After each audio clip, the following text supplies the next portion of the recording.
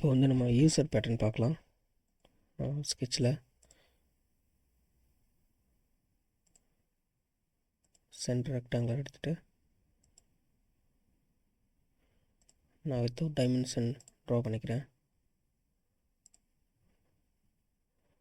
So 3 mm.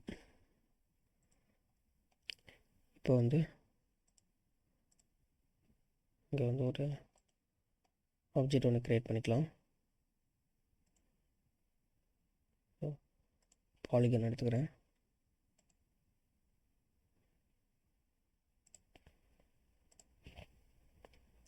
இதை நான் without dimension வந்து க்ரியேட் பண்ணிக்கிறேன்.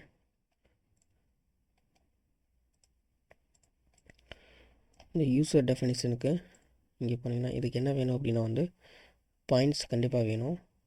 அதுக்கப்புறம் வந்து ஏதோ ஒரு கவ் மாதிரி இருந்தாலும் நம்ம பண்ண முடியும்.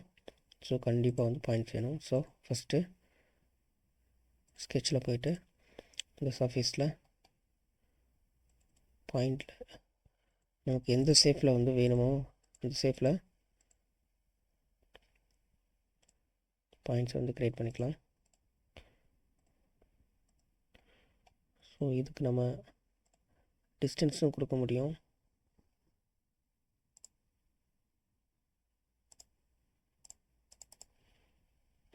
வந்து ஒரு 60 எக்ஸாம்பிள் இதுக்கு மட்டும் நான் 60 கொடுக்குறேன்.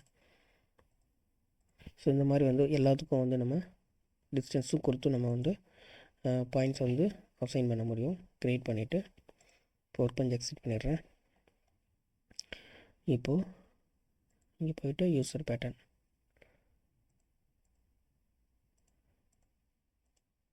ஃபஸ்ட்டு வந்து நம்ம இந்த பேடை வந்து செலக்ட் பண்ணிக்கலாம்.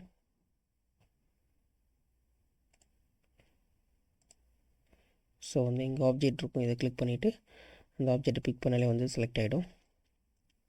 நெக்ஸ்ட்டு வந்து பொசிஷன் அப்படின்ட்டு இருக்கும். ஸோ அதுக்கு வந்து இந்த ஜஸ்ட்டு இந்த பாயிண்ட் பக்கத்தில் கொண்டு போனாலே வந்து பாயிண்ட் ஹைலைட் ஆகும். ஸோ அந்த பாயிண்ட்டை பிக் பண்ணால் அப்படியே வந்து க்ரியேட் ஆகிடும். ஓகே. ஸோ அந்த மாதிரி வந்து நமக்கு எந்த ஷேப்பில் நமக்கு தேவையோ அந்த ஷேப்பில் வந்து பாயிண்ட்ஸை க்ரியேட் பண்ணிவிட்டு அதை பேஸ் பண்ணி வந்து நம்ம பேட்டர்ன் பண்ண முடியும். இப்போது ஸ்கெட்சில் போய்ட்டு இங்கே இருக்கக்கூடிய இந்த ஸ்ப்ளைன் எடுத்துக்கிறேன்.